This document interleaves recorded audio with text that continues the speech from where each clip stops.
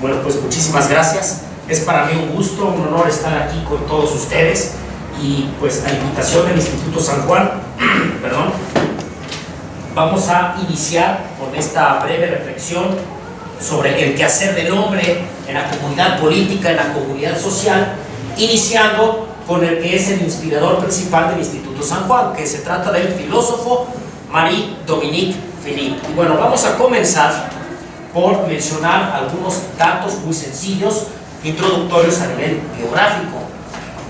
El padre Marie-Dominique Philippe, él nace en el año 1912 y muere en el año 2006. Él estudió el doctorado en filosofía, el doctorado en teología y posteriormente tuvo una carrera muy larga como profesor universitario, como investigador, como académico en la prestigiosa Universidad Suiza que se encuentra en Friburgo, considerada como una de las principales universidades europeas. Pero su labor docente no nada más terminó o se inició en la Universidad de Friburgo. Años antes estuvo en la escuela más importante de los dominicos de habla francesa, la escuela de Saint-Chouard, y ahí también estuvo pues enseñando la filosofía, la teología, y posteriormente también estuvo bastantes años en el seno de la comunidad de San Juan enseñándole a los nuevos hermanos y hermanas tanto filosofía como teología. Entonces podemos decir que prácticamente toda su vida se consagró a la investigación, a la lectura, a dar conferencias, a dar cursos. Y bueno, él es en quien me he basado principalmente para compartirles algunas ideas sobre el quehacer del hombre en la sociedad. Y bueno, en primer lugar quisiera mencionar que el padre Philippe intelectualmente fue influido principalmente por estos dos gigantes de la historia del pensamiento y de la historia de la filosofía. Hablamos del gran Aristóteles y del gran Santo Tomás de Aquino.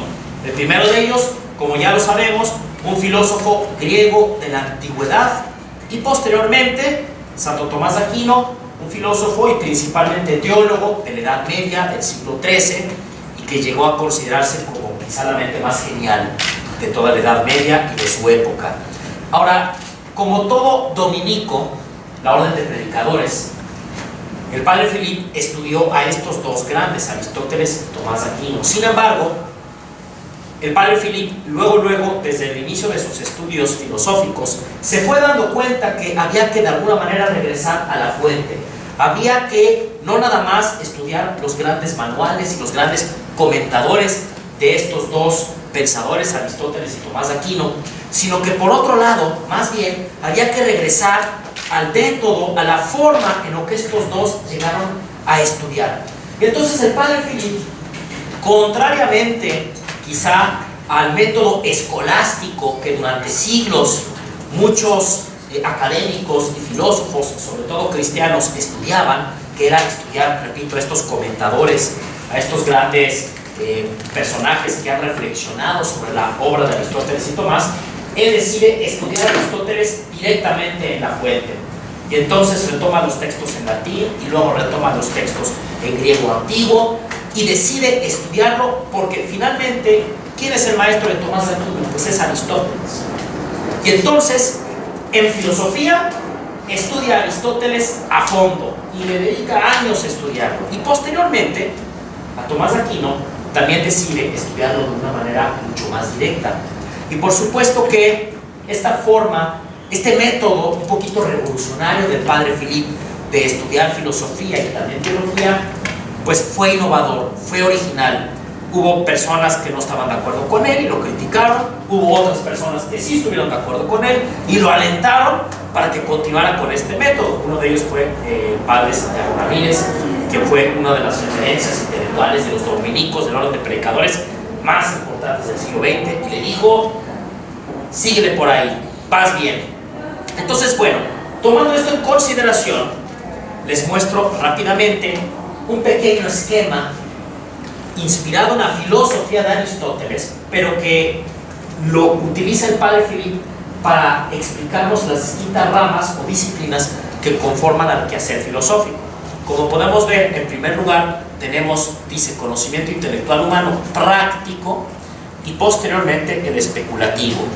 Y luego comienza hasta arriba dentro de la filosofía práctica mencionando algunas de las grandes áreas basadas en las primeras experiencias fundamentales del hombre, y a partir de ahí va sacando las distintas ramas de la filosofía. Por ejemplo, de la experiencia del trabajo o del quehacer artístico, él desarrolla toda una rama de la filosofía denominada filosofía del arte o del trabajo. Posteriormente, a partir de la experiencia de la amistad y en concreto de la felicidad, pues sacamos la filosofía ética. De la experiencia, en tercer lugar, del hombre inserto en la sociedad, de la experiencia de la cooperación, de la cual vamos a hablar a continuación, bueno, pues se puede desarrollar toda una filosofía política, o en las palabras del padre Philip, una filosofía de la comunidad humana.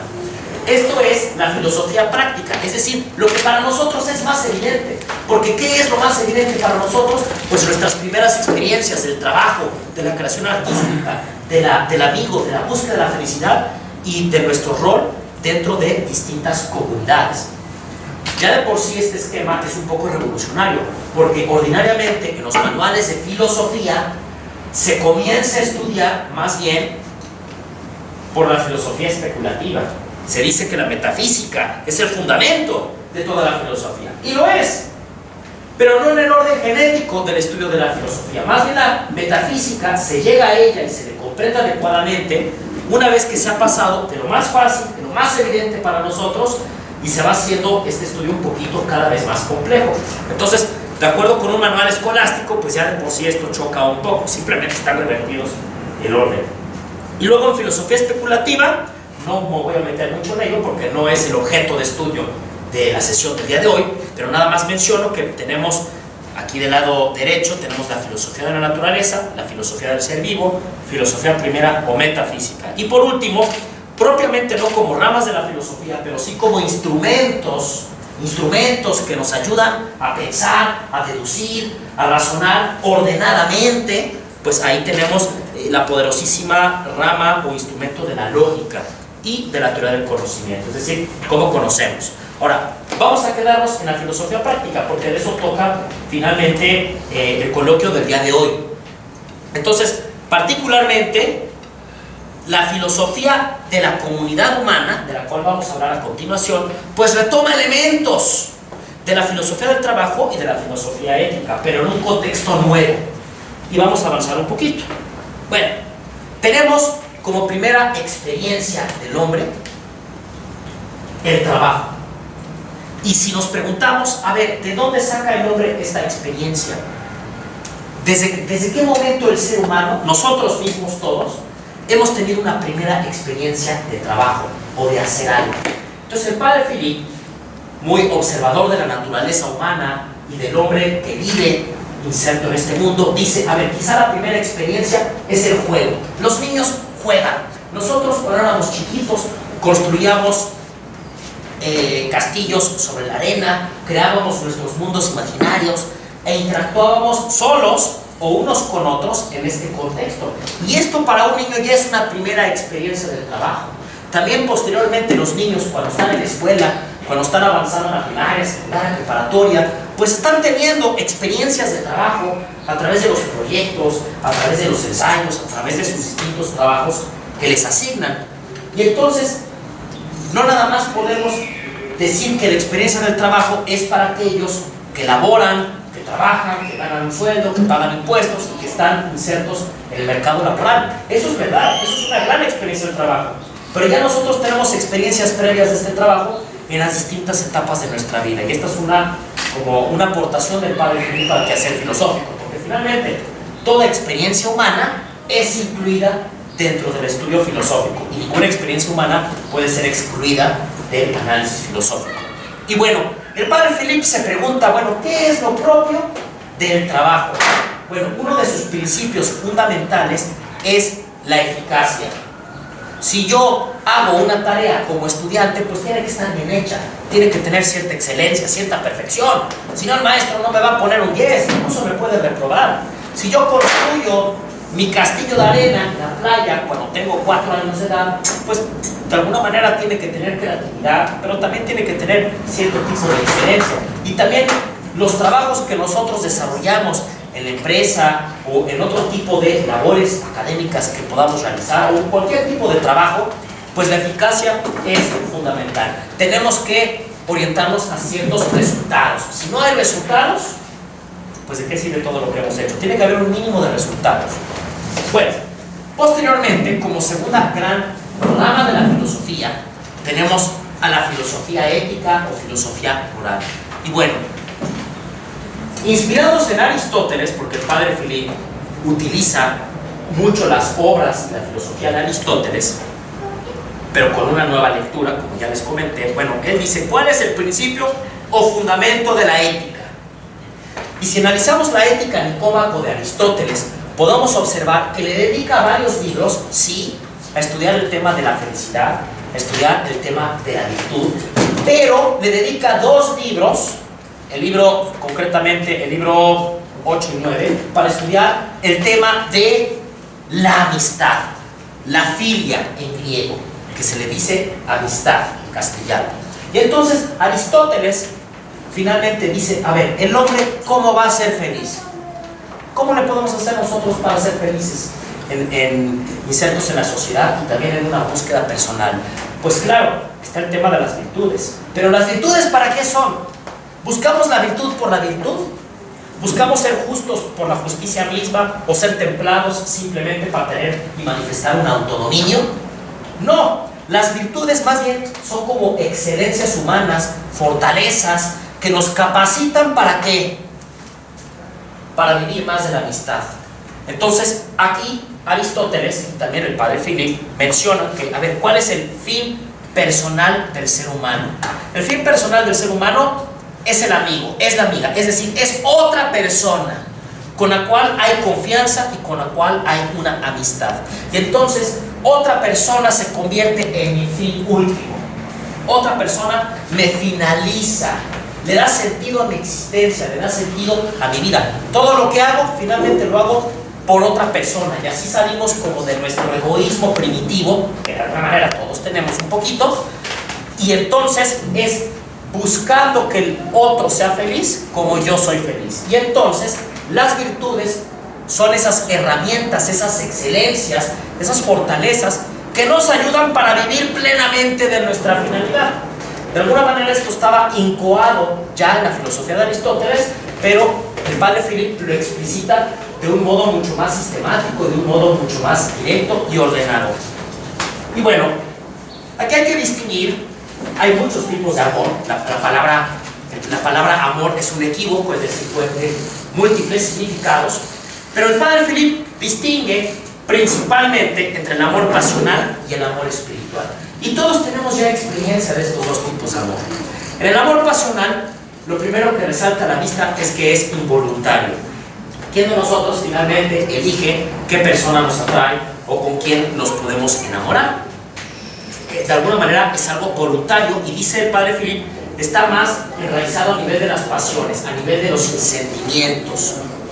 Y por lo tanto es algo temporal. Todos hemos experimentado que un enamoramiento pues, puede durar un X tiempo, sobre todo estamos hablando desde el punto de vista pasional, enraizado en que cuando yo estoy con la otra persona, pues yo me siento bien, yo me siento feliz. Estar con la otra persona es una sensación agradable, placentera, y está muy bien el amor pasional.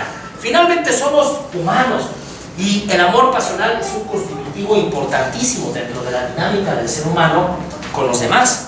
Sin embargo, el padre Philippe nos invita a no quedarnos únicamente en el amor pasional, sino que entendamos el amor pasional en la dinámica del contexto entero de lo que constituye el ser humano. Y el ser humano es más que únicamente sentimientos, es más que únicamente una sensibilidad.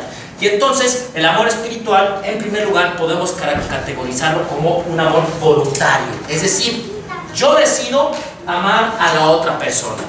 A veces me cuesta trabajo, a veces incluso me puede caer mal la otra persona, porque a veces la convivencia pues trae fricciones naturales de toda convivencia humana. Pero uno decide con su voluntad buscar el bien y la felicidad del otro, y eso es lo constitutivo del amor espiritual, y puede, si yo lo decido, ser permanente. Entonces, mientras en el amor pasional no hay mucha libertad, en cambio en el amor espiritual Ahí podemos observar la libertad del hombre en todo su despliegue y toda su fuerza. Y por lo tanto, aquí puse una frase, dice: se requiere luchar por ser virtuoso para poder amar espiritualmente. Y es verdad, la virtud finalmente nos va a permitir amar espiritualmente al amigo, a la amiga, a la persona que yo he escogido, que me va a finalizar. Y finalmente, en esta dinámica de escoger mi fin último, mi fin personal, es como el hombre se va a desarrollar plenamente y va a ser feliz, y va a ser plenamente un hombre más perfecto. Y bueno, aquí retomo un poquito a Aristóteles. Él habla mucho de la virtud de la templanza, en griego sofrosine. Y entonces, la templanza o moderación o autodominio lo que nos permita es, en primer lugar, efectivamente, que haya un equilibrio en mi propia vida, que las pasiones no se desborden, que mi búsqueda por el placer no ocupe el primer lugar dentro de mi vida, sino que yo pueda actuar con más inteligencia, con más serenidad, que yo pueda decidir adecuadamente y no ser esclavo, por ejemplo, de ningún vicio. Entonces, para poder escoger mi finalidad, se requiere la virtud de la prudencia. La prudencia puede tener dos manifestaciones principales. Por un lado, sería una perfección de la capacidad de juicio del ser humano a la hora de tomar decisiones. Entonces, a la hora de resolver un dilema ético complicado, el hombre prudente, dice Aristóteles, el frónimos, puede ver qué es lo correcto en esta situación concreta, en estas circunstancias particularísimas. Entonces, es todo un tema interesantísimo de la prudencia, que no nos podemos meter a fondo en ella el día de hoy. Pero así como tiene una primera dimensión la prudencia, poder resolver dilemas éticos, encontrar qué es lo correcto en toda situación, incluso en las situaciones más difíciles, también la prudencia tiene que ver con la capacidad de escoger mis verdaderos bienes en la vida. ¿Y cuáles son los medios que me van a llevar a esa finalidad? Y para ello se requiere, en primer lugar, pues tener todo un bagaje de ciertas virtudes cardinales, como entre ellas la templanza. Finalmente dice Aristóteles, ¿qué es lo que salvaguarda la prudencia? Pues la templanza. Sin templanza no va a haber prudencia, y sin prudencia, ¿cómo vamos a escoger los medios adecuados para escoger nuestros verdaderos fines de la vida? Como que todo está concatenado y todo se relaciona de una manera maravillosa. Les pongo un pequeño ejemplo y una pequeña frase de Aristóteles que me encanta. Dice: el placer y la pena, en efecto, no corrompen todos los juicios, como el de que el ángulo tiene o no tiene sus ángulos iguales a dos rectos, sino solo los juicios concernientes a la acción moral. Porque los principios de los actos son el fin por el cual se ejecutan los actos. Y al que está estragado por el placer o la pena, no le apetece inmediatamente el principio, ni percibe que por motivo del principio y por causa de él debe preferir y obrar en todas circunstancias. El vicio es, de esta suerte, corruptor del principio. En otras palabras, lo que nos dice Aristóteles es: podemos tener una persona súper viciosa, así, drogadicta, aquí puse jeringas, cocaína y cosas así raras. Puedes tener una persona muy viciosa, pero puede ser un excelente matemático, puede ser un excelente geómetra, puede tomar decisiones a nivel técnico muy acertadas. Sin embargo, si tienes una persona viciosa, que es esclava finalmente de sus pasiones, esa persona no está capacitada para tomar decisiones prudenciales. A lo mejor a veces le puede atinar, pero es más un tema de azar, es más un tema de suerte. No le está atinando con conocimiento de causa. En cambio, para poder gobernar una ciudad, dice Aristóteles, se requiere un hombre prudente. Para poder gobernar una familia, se requiere una persona prudente. Para poder desempeñarnos a nivel personal y a nivel comunitario de manera adecuada, se requiere una prudencia. Porque solamente así, repito, el hombre reconoce los medios adecuados, correctos y eficientes para llegar a mi finalidad. Llegando a mi finalidad es como el hombre es plenamente feliz. Y bueno, aquí hay una frase que me encanta, todo el mundo conoce a este vocalista de Nirvana, Kurt Cobain, y leo su frase. Dice: no quiero ser adicto, no quiero autodestruirme, pero la heroína es tan poderosa como el diablo. Es lo más adictivo que he probado nunca. No quiero volver a probarla, pero no puedo evitarlo. Me vuelve loco. Aquí podemos ver claramente el ejemplo de una vida, de un gran hombre, de un artista excepcional, pero que por no tener estas virtudes, estas excelencias en su vida, pues de alguna manera se fue por un camino de autodestrucción. Bueno, me encanta esta imagen del maestro Pedro Flores, donde se puede observar cómo finalmente las virtudes son eso, son excelencias que le permiten al hombre ordenar todas sus dimensiones para que pueda alcanzar su fin último personal y uno pueda, por consiguiente, ser feliz. El hombre, dicen todos los filósofos, Sócrates, Platón, Aristóteles, los estoicos, estamos permanentemente como que en una lucha, en un esfuerzo personal por ser buenos. Deseamos todos el bien, pero no es en automático. El hombre tiene que, de alguna manera, personalizarse. Somos y nacemos personas. Tenemos una dignidad ontológica permanente. Desde el momento de nuestra concepción hasta el momento de nuestra muerte natural, somos personas en el sentido ontológico. Pero en el sentido moral, dicen los filósofos personalistas, a través de acciones humanas, libres, pensadas, racionales, virtuosas, es como también en el sentido moral nos vamos haciendo personas. Bueno, ahora sí, habiendo puesto todo este contexto, vamos a pasar a hacer un breve análisis sobre la filosofía de la comunidad, que finalmente para eso venimos el día de hoy, para reflexionar juntos sobre qué significa que el hombre esté en una comunidad y qué elementos o principios, obligaciones o derechos o deberes se pueden desprender de esta múltiple interacción. Y bueno, el padre Philippe reconoce que tenemos tres comunidades fundamentales. La primera de ellas es la comunidad familiar, la segunda la comunidad de trabajo y la tercera la comunidad política. Son como tres distintas comunidades de las cuales se pueden además desprender distintas facetas o manifestaciones o materializaciones. Y el padre Philippe se pregunta, bueno, ¿qué experiencia radical y fundamental tienen en común? ¿Qué hay en común en las tres comunidades? La comunidad familiar, la comunidad de trabajo y la comunidad política. En un momento vamos a tratar de responderlo. Primero quisiera pasar a describir un poco algunas ideas del padre Philippe sobre la comunidad familiar. Bueno, el padre Philippe dice, a ver, por principio de cuentas, la familia, claro que se vive la justicia, se vive el respeto, se debe de vivir el respeto, pero como son relaciones de filia, de amor, de amistad muy profundas y además de parentesco, de alguna manera la familia está más allá de la justicia. Cuando hay amor, cuando hay auténtica amistad, dice Aristóteles, no se necesita que en una polis, en una ciudad, haya policías. Con que el ser humano, porque vive en un plano de respeto, de amor, de amistad, finalmente va a poder desenvolverse como ser humano. Entonces, de alguna manera la familia está más allá de la justicia. ¿Cuál es el fin propio de la familia? ¿Para qué está la familia? Para custodiar el amor. Y por supuesto que el misterio de la fecundidad es parte esencial de esa familia abierta a la vida. ¿Y para qué? ¿Cuál es la misión fundamental de los padres dentro de esa comunidad familiar? Educar a los hijos para que poco a poco se vayan volviendo autónomos, se vayan volviendo personas prudentes, capaces de escoger los medios y los fines en su vida y finalizarse, para de esta forma ser plenamente seres humanos. Esto es capital.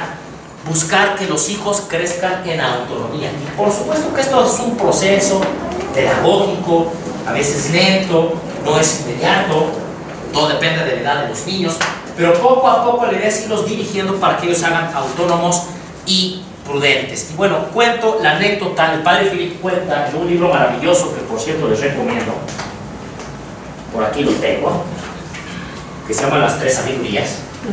No es que esté haciendo un comercial,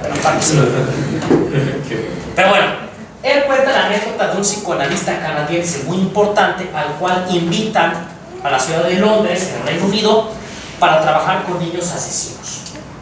Entonces, tuvieron un problema en Inglaterra porque pues, había y hay en todas partes del mundo pues, niños asesinos, niños que matan a sus padres o algún hermano o alguna persona. ¿Qué haces con estos niños? Que tienen 10 años de edad, 12 años de edad, 15, 16 años de edad. Entonces este psicoanalista, junto con un grupo de otros médicos y psiquiatras, se pusieron a estudiar y dar acompañamiento, y revisar los expedientes y entrevistar a todos estos niños asesinos. Y después de revisar como 600 casos, Claro, son casos que se fueron acumulando a lo largo de muchos años. Pero después de analizar los casos de 600 niños asesinos, llegaron a una conclusión. ¿Por qué se volvieron asesinos? Porque no tuvieron suficiente amor en su vida. A eso concluyeron. Si a un niño se le da amor, se le da el afecto que requiere, y para eso está la comunidad familiar, no se va a convertir en un niño asesino. Y por el contrario, concluyeron, a todos estos niños asesinos les faltó amor muy fuerte en su vida. Y esta carencia terrible, esta herida, pues de alguna manera influyó, los condicionó, más no determinó para que cometieran estas atrocidades. Y bueno, ¿cuáles son, dice el padre Philip, algunas amenazas y peligros hacia la familia? Simplemente menciona, hay que tener mucho cuidado con las ideologías políticas que pueden estar de moda en algún momento dado. Hace algunas décadas había ciertas ideologías, actualmente tenemos otras ideologías. Quizá hace siglos era otro contexto diferente, pero hay que tener cuidado, porque ¿qué pasa cuando ciertas formas de pensamiento, a veces totalitarias, cerradas al diálogo, cerradas a una verdadera reflexión del ser humano, se quieren imponer sobre la realidad familiar? Puede suceder entonces que la familia, pierda su finalidad y no se custodie ahí el amor ni la felicidad. Por lo tanto, todos lo han dicho hoy, sociólogos, politólogos, expertos en el tema de la familia, hoy tenemos una crisis en la familia, porque finalmente de un lado y del otro y por aquí y por allá están entrando distintas ideologías políticas que quieren manipular el verdadero sentido de esta comunidad. Bueno, vamos a pasar a la segunda gran comunidad, la comunidad de trabajo que menciona el padre Philip. Y bueno, aquí a propósito puse una oficina en Google. Aquí pues Google está catalogado a nivel mundial como uno de los mejores lugares para trabajar.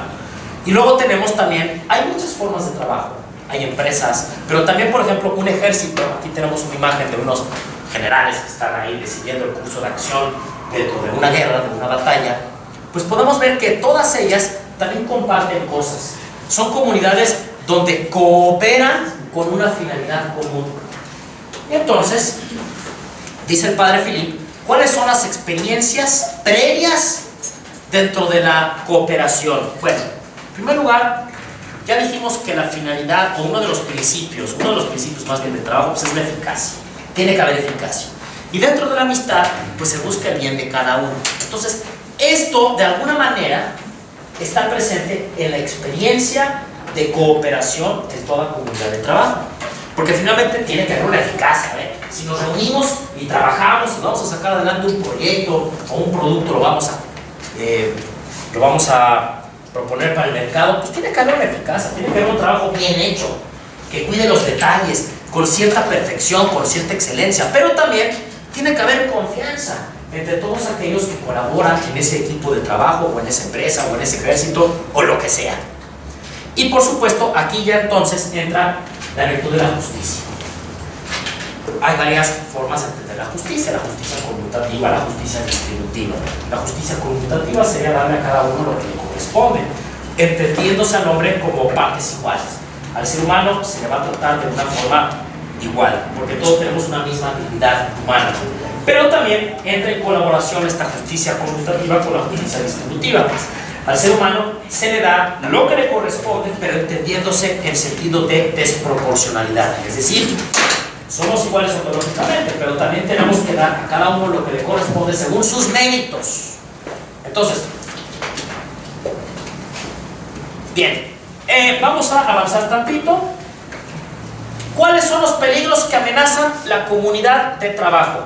El padre Philip no menciona el tema de los robots ni el tema de la inteligencia artificial, simplemente menciona el tema de las máquinas. Hay que tener mucho cuidado, dice, porque las máquinas algún día, ella de alguna manera como que lo profetizó, lo prognosticó, o como que se dio cuenta que como estamos en el ámbito también de la eficiencia y de la eficacia, pues se puede acelerar el primado de la maquinaria, y entonces hay proyecciones que dicen que para el año 2035 van a haber desaparecido una parte importantísima de los trabajos que hoy existen, que van a ser suplantadas por computadoras, inteligencia artificial y máquinas.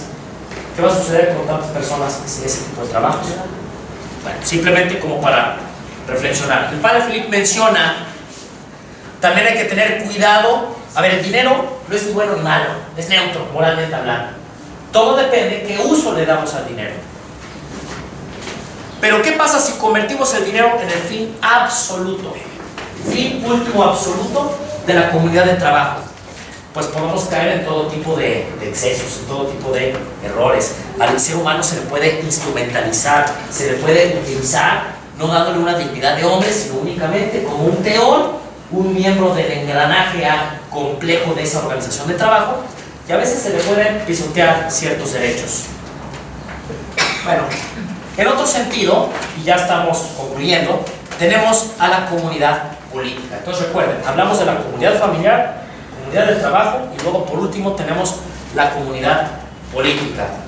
Y aquí un colega del padre Philippe de la Universidad de Friburgo nos define el bien común. ¿Cómo se define el bien común?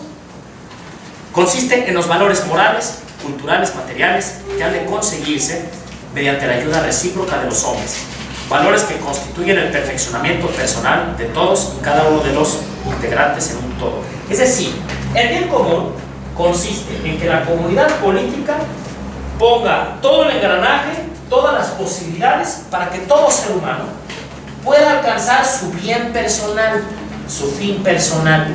El bien común no significa bien de la mayoría, significa que todos, absolutamente todos, puedan tomar las decisiones libres en su vida, sin obstáculos, para que puedan alcanzar este bien personal del cual hablamos al inicio en reflexión ética.